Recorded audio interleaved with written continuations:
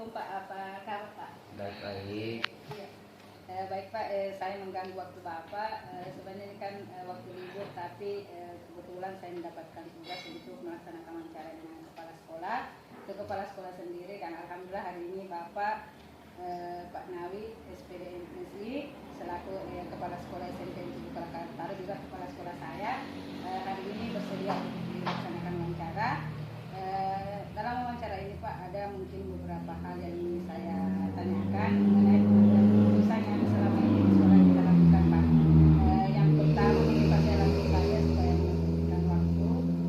Selama ini mungkin Pak kita sering menghadapi kasus-kasus di sekolah, baik kasus siswa, guru maupun mungkin kasus yang melibatkan sekolah secara umum. Menurut Bapak, bagaimana cara Bapak mengidentifikasi kasus tersebut? Apakah itu masuk dilema etika atau bukan moral, Pak? Baik. Sebagai pimpinan di sekolah, tentunya banyak memang kasus-kasus apa yang seperti kita bilang, baik kasus yang ada permasalahan murid, guru, bahkan orang tua murid, dalam sekolah, pada umumnya. Dalam hal ini mengidentifikasi kasus tersebut sebagai kasus dilema atau moral. Iya. Moral, ujian moral tentunya saya harus mengumpulkan informasi itu sendiri, iya, dari orang-orang yang terlibat kasus tersebut.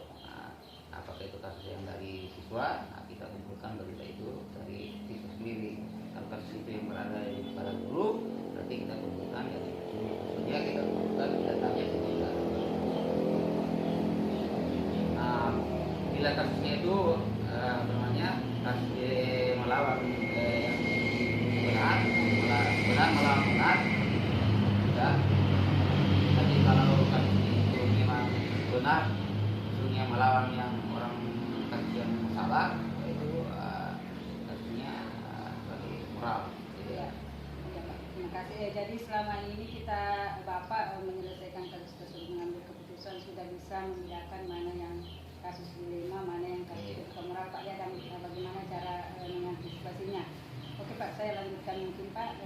Dalam mengambil keputusan selama ini Pak, untuk kasus-kasus yang kadang kan kita dihadapkan pada kasus yang sama-sama benar Pak, sama-sama benar dan sama-sama mengandung nilai kebajikan. Menurut Bapak bagaimana menanggapi hal seperti itu Pak?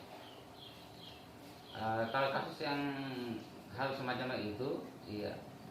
Selama ini dalam menghadapi penyelesaian sebagai pimpinan sekolah, tentu saya harus koordinasi dengan komunikasi di kasus-kasus permasalahan tersebut dengan dewan guru, staf, bahkan kalau perlu koordinasi dengan komite. Tergantung pada jenis kasusnya. Jadi bila diselesaikan dengan menggunakan rapat keputusan, tetapi bila masalahnya kalau kasusnya sama-sama yang cukup diselesaikan dengan yang bersangkutan, maka yang diselesaikan secara kekeluargaan saja. Tapi kalau kasusnya itu memang butuh orang banyak, kita memanggil orang yang bersangkutan, maksudnya seperti guru, staf, akan komite. Itu akan tergantung dari kasus tersebut. Ya, kalau memang kasus itu membutuhkan orang, ya kita panggil. Kalau tidak, ya kita panggil itu saja. Yang bersangkutan saja kita panggil, kemudian kita selesaikan harus di tempat saja, tidak bisa keluar lagi sebelum pulang sekolah. Ya, jadi berarti selama ini Pak, kalau kasus-kasus yang kita hadapi di sekolah itu, kalau kita berhadapan dengan siswa yang sama-sama benar, tentunya kita harus memilih yang mana yang dampaknya lebih positif ya Pak. Dari keduanya, karena sama-sama benar, berarti kita harus melihat dulu apakah ini berpihak untuk murid atau itu yang kita pentingkan Pak. Ini kepentingan siswa ya Pak, ya, selama ini yang kita ambil. Oke Pak, saya lanjutkan mungkin selama ini Pak, dalam pengambilan keputusan terhadap kasus-kasus yang kita hadapi, khususnya dilema etika itu, mungkin ada prosedur Pak atau langkah-langkah yang Bapak lakukan selama ini? Langkah-langkah prosedur yang dilakukan dalam pengambilan keputusan di sekolah, pertama saya mengidentifikasi setiap kasus-kasus tersebut. Ya, terhadap berat guru dan staf. Iya. Kemudian saya juga mengambil orang-orang yang terlibat dalam kasus tersebut. Contohnya misalnya siapa yang terlibat, kalau siswa yang terlibat kita ambil, kemudian kita tanya. Kemudian kita mengumpulkan informasi yang di luar, dari luar juga, maksudnya bukan saya yang bersangkutan. Iya, misalnya kalau kasus anak-anak kita tanya orang yang bersangkutan dengan sanksinya. Iya, ya ada saksinya. Jadi bukan saja kalau hal semacam itu. Kemudian juga bila kasus dihadapi tidak perlu melibatkan semua orang, kita selesaikan. Kalau memang kasusnya harus melibatkan, kita akan bila orang-orang yang bersangkutan. Ya, kalau teman-teman guru dan guru, ya bahkan kalau perlu ada wakil kepala sekolah yang bisa membantu, bahkan kesiswaan, bahkan guru BP bisa. Ya, jadi selama ini Pak, kalau ada kasus menurut Bapak bahwa kita yang bisa diselesaikan di tempat kita selesaikan. Mungkin ada juga beberapa kasus yang Bapak selesaikan sendiri karena cuma membutuhkan mungkin kewenangan Bapak. Tapi jika kasusnya mungkin melibatkan misalnya orang tua atau pihak lain, pasti Bapak koordinasi dengan mereka ya Pak. Yang jelasnya kalau kasusnya itu tidak terlalu berat, kita selesaikan. Kalau berat, bisa kita panggil orang bersangkutan, orang tuanya, guru dan komite. Oke Pak, saya lanjutkan mungkin Pak. Selama ini Pak, hal-hal apa saja yang menurut Bapak yang efektif dalam Bapak mengambil keputusan Pak? Jadi saya menghadapi nilai kewajiban selain bertentangan dalam kasus-kasus tersebut, tapi dalam hal ini tidak dampak negatif. Kasus tersebut dapat diselesaikan dengan baik, ya, dan jarang terulang lagi. Maksudnya kasus itu kalau sudah diselesaikan, jarang yang terulang lagi hal semacam itu lagi. Kenapa? Karena kita sampaikan memang sebelum kembali ke rumah. Bahkan kita umumkan juga biasa disampaikan kepada siswa lain bahwa jangan lagi ada yang melanggar. Akhirnya tidak ada lagi atau jarang lagi terulang kasus. Ya, berarti selama ini yang efektif itu ya mungkin kita koordinasi dengan guru-guru, kemudian selalu informasikan kepada siswa ya Pak ya, ketika ada kejadian seperti itu ya seharusnya siswa lain harus tahu agar tidak terjadi lagi kedua kalinya. Nah, mungkin juga selama ini Pak yang kita lakukan itu kan melakukan ada bentuk kayak perjanjian antara kita dengan siswa untuk tidak mengulangi lagi perbuatannya. Itu ya Pak yang efektifnya mungkin kita lakukan. Oke Pak, saya lanjut mungkin Pak. Selama mengambil keputusan Pak, mungkin ada tantangan Pak atau hambatan yang Bapak hadapi dalam hal tersebut. Kalau tantangan ada, ya, tergantung kasus. Ya. Kalau tantangannya kasusnya, ya, karena ini biasa bertentangan dengan hati nurani saya juga. Karena biasanya kalau keputusan itu apa yang ada mau diputuskan kita putuskan, tetapi kalau karena masalahnya biasa banyak, melibatkan orang banyak, di sini tantangannya karena saya harus mengambil keputusan itu kepada orang banyak, kepada guru misalnya kalau kita rapat, tetapi lebih banyak kita voting karena banyak lebih mengutamakan orang banyak, ya kita ambil keputusan dari orang banyak. Iya, karena kita harus merapat dulu bagaimana untuk menyelesaikan masalah itu. Nah, di situ tantangannya. Ya, karena itulah saya katakan tadi, karena bertentangan dengan hati nurani. Walaupun saya lain putus saya mau ambil, tetapi karena kepentingannya orang banyak dan keputusannya orang banyak harus begini, ya kita harus ambil orang kita ambil dari orang banyak misalnya, kita ambil pada apa yang disepakati oleh guru, dewan guru, yang kita ambil itu. Walaupun saya bukan itu, tetapi kita membutuhkan bagaimana, karena kita lihat jalan yang terbaik saja. Iya. Tidak merugikan. Ya, tidak merugikan sekolah, nanti yang merugikan siapapun. Ya, jadi tantangannya sebenarnya yaitu kadang keputusan kita itu bertentangan dengan pendapat kita secara pribadi. Tapi itu harus kita kesampingkan karena yang kita hadapi ini kan kepentingan sekolah Pak ya, yang kita utamakan kepentingan orang banyak. Kemudian kesepakatan ya Pak ya, kesepakatan di sini. Kemudian di sini tantangan yang paling berat itu kasusnya sama-sama benar. Kita tidak tahu siapa yang mau disalahkan sama tidak, makanya kita di situ bahkan ada yang kasusnya benar melawan salah, yang moral. Dari situlah tantangannya. Apalagi berkaitan dengan Iya, hukum Pak, harus iya, melibatkan itulah. pihak kepolisian. Ya itulah Jadi, tantangannya. iya tantangannya di situ. Jadi kita memang dilema di situ. Tapi kita melakukan keputusan ini tidak ada yang bisa disalahkan. Iya, tidak bisa. Ya, kita menyelesaikan supaya masalah ini tetap seperti biasa saja setelah selesai. Tidak ada lagi. Tidak ada mengatakan ini benar, ini salah. Iya. Itu Jadi tantangan. kita ya Pak, Iya. kalau tantangan itu ya kadang bertentangan, tapi alhamdulillah bisa terselesaikan ya Pak ya. Oke Pak, saya lanjut mungkin Pak. Selama ada kasus ini Pak, Iya. kan biasanya ada kasus yang ringan, ada yang kasus yang berat. Selama ini adakah Bapak membuat tata kelola atau jadwal Pak untuk penyelesaian kasus tersebut? Kalau di sekolah sering begitu, ada yang pakai jadwal, ada yang tidak, tergantung dari masalah tersebut. Kalau kasusnya ringan, kita selesaikan di tempat saja, tidak boleh, tidak bisa keluar lagi. Ya. Maksudnya kita selesaikan hanya memanggil beberapa orang, bahkan dia tak ke sekolah sendiri. Ya. Kalau kita menganggap bahwa mungkin bagus kalau kita panggil waktu itu pas sekolah kita panggil dua atau bagaimana berapa guru saja. Tetapi kalau kasusnya berat, itu kita jadwalkan karena tidak bisa diselesaikan hari itu, harus memanggil orang tua siswanya, orang tua siswa. Kita harus panggil guru karena harus dia tahu guru, karena ada kasus begini. Bahkan kalau boleh kita panggil bahkan kita setempat kepala desa kalau memang kasus itu berat sekali, jadi harus mengambil waktu, berarti ada pakai jadwal. Iya. Untuk mengundang, iya, apakah satu hari setelah kasus itu, 2 hari setelah kasus itu, yang jelasnya ada tata caranya untuk menyelesaikan hal itu. Jadi dalam mengambil keputusan untuk dijadwalkan atau tidak itu tergantung kasusnya Pak. Iya, Kalau bisa diselesaikan, misalnya diselesaikan di sekolah, iya. Kepala sekolah saja dengan mudah menyelesaikan, maka diselesaikan di sekolah. Tapi Iya. kalau membutuhkan mungkin kasusnya agak berat dan membutuhkan pihak lain kayak kepolisian atau orang tua Iya. siswa, Bapak mungkin melakukan penjadwalan dengan mengundang orang-orang tersebut ya Pak. Ya, penjadwalannya situ kalau kita mau mengundang orang banyak. Iya. Iya, masih mengundang orang. Ya, saya lanjutkan dulu Pak. Selama pengambilan keputusan Pak terhadap kasus-kasus di genetik yang Bapak hadapi, selama ini Pak adakah yang membantu Bapak atau adakah hal-hal yang mempermudah Bapak untuk menyelesaikan kasus tersebut Pak?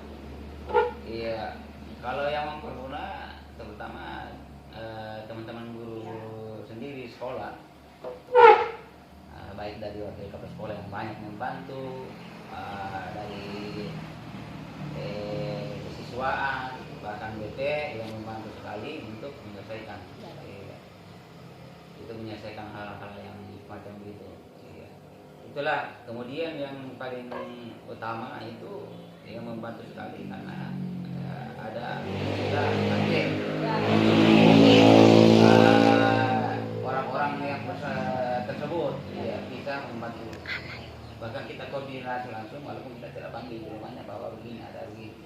Itulah yang membantu, hal membantu. Dan sekarang kita ada WhatsApp orang tua Iya. siswa, tadi ada WhatsAppnya antar kepala sekolah, kemudian kita juga punya nomor telepon kepolisian. Jadi hal-hal itulah yang mendukung kita untuk memudahkan kita menyelesaikan kasus. Iya. Beda dengan dulu Pak, dulu kan ya kita tidak bisa Iya. menghubungi karena kita tidak punya mungkin nomor teleponnya dan sebagainya. Sekarang kan dipermudah oleh Iya. teknologi Pak. Kalau yang dulu walaupun kasus ringan, Iya. tetap kita mengambil jadwal waktu Iya, karena mau dihubungi orang tuanya pulang sekolah baru kita datangi. Sekarang kan bisa kita telepon langsung begini. Iya.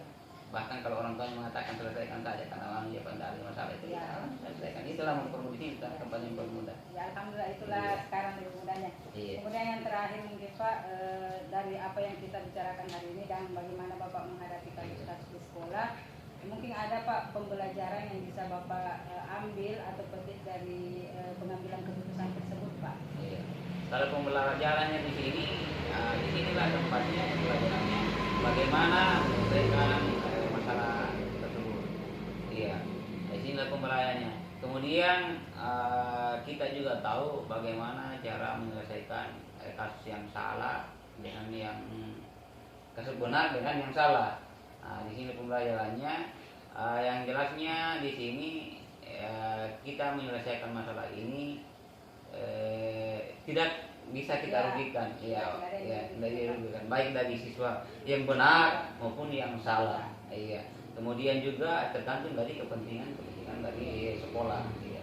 Kalau itu kepentingan sekolah harus kita laksanakan semacam begitu, walaupun bertentangan dengan hati nurani kita, tetap kita laksanakan. Yang penting untuk kebaikan, untuk kebaikan siswa dan kebaikan di sekolah.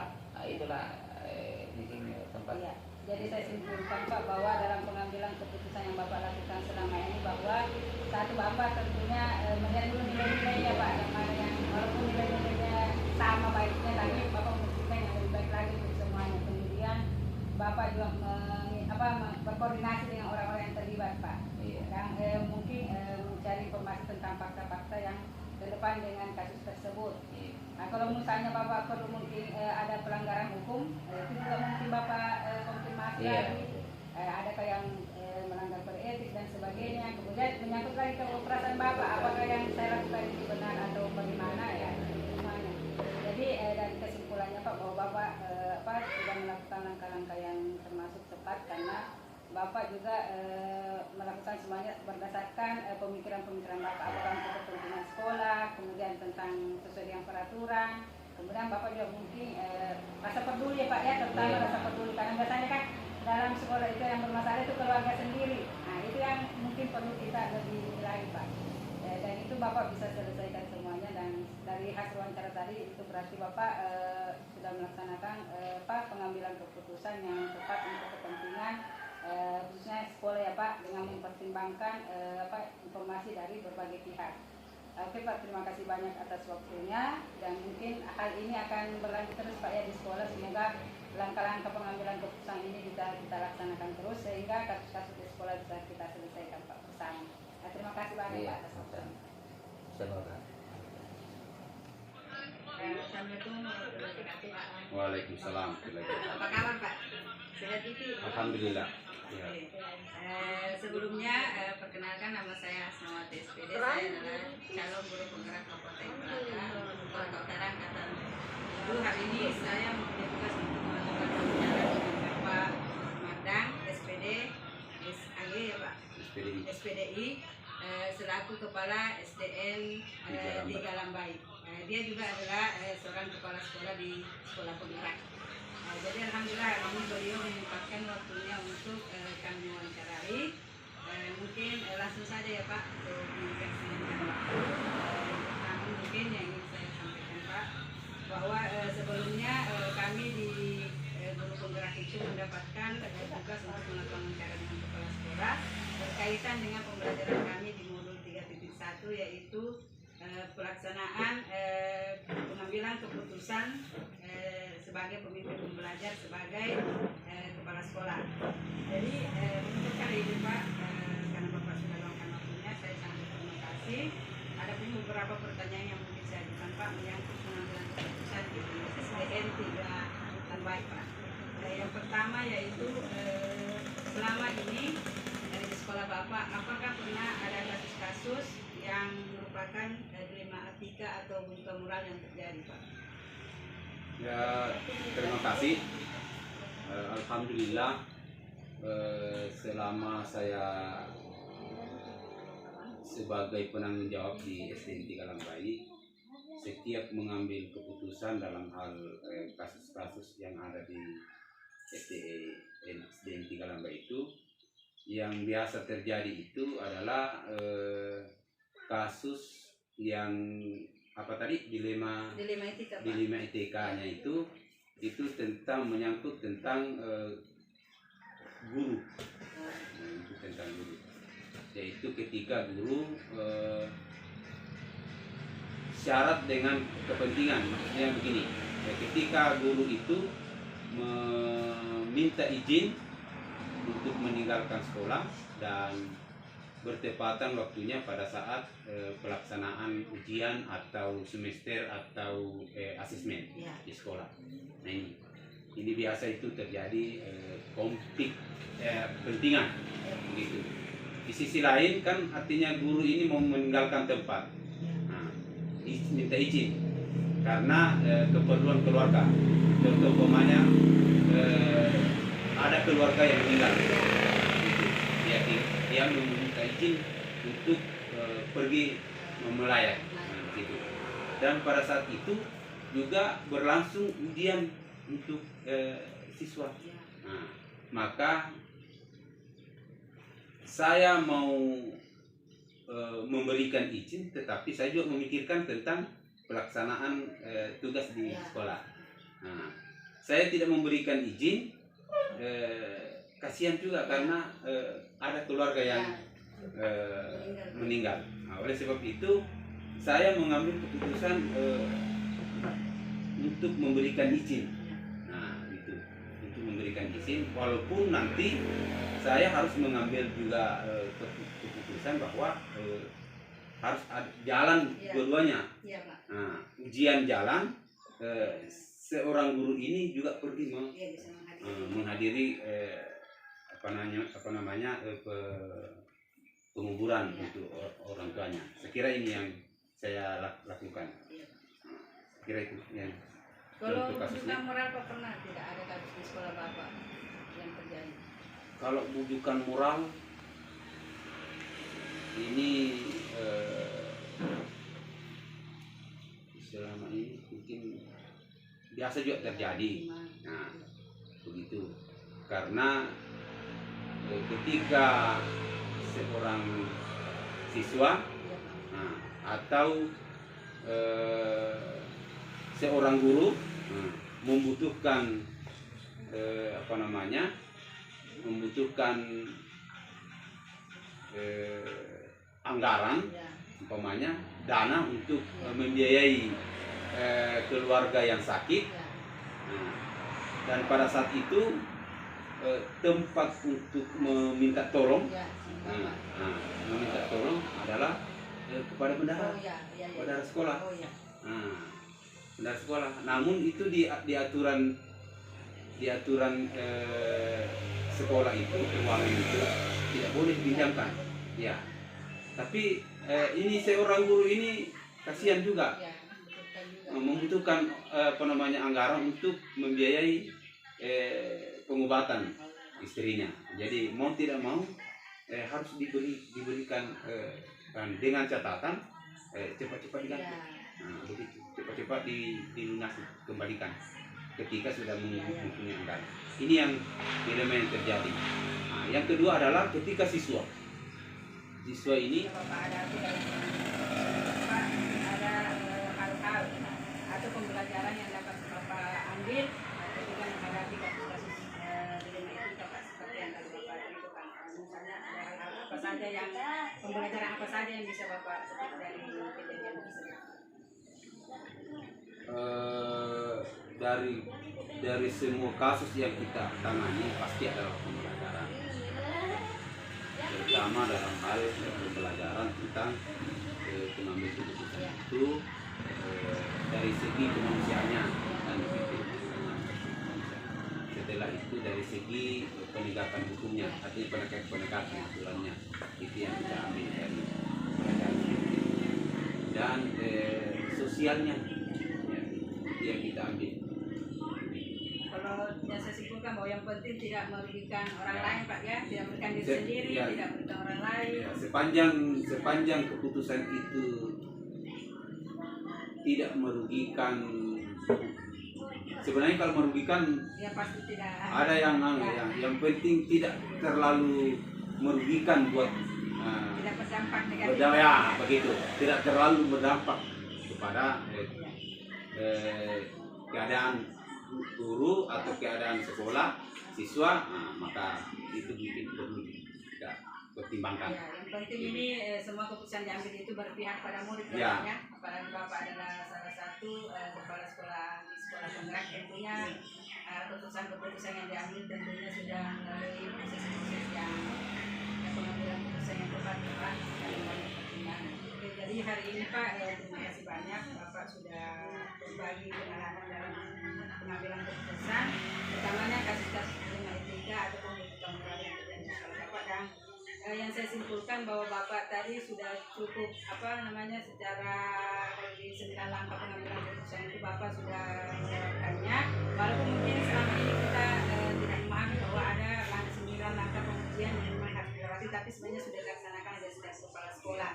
Dalam langkah itulah syukurlah kalau itu sudah dilakukan, berarti keputusan yang kita ambil tentunya pasti ada konsekuensinya ya Pak ya setiap Ya, keputusan. betul. Tapi yang penting yang tadi kita simpulkan, yang penting tidak merugikan dan tidak membahayakan untuk diri sendiri dan orang lain. Jadi untuk hari ini Pak cukup sekian, dan mungkin bukan hari ini saja Pak Bapak mau berbagi dengan saya dengan pengalaman Bapak juga di sekolah penggerak. Semoga Siap, kami siap, calon guru penggerak juga bisa bekerja sama dengan Bapak atau membuat komunitas juga di Ya, ya, sekolah siap. penggerak yang ada Siap. di Lamba ini Pak. Terima kasih banyak Pak Siap. atas waktunya.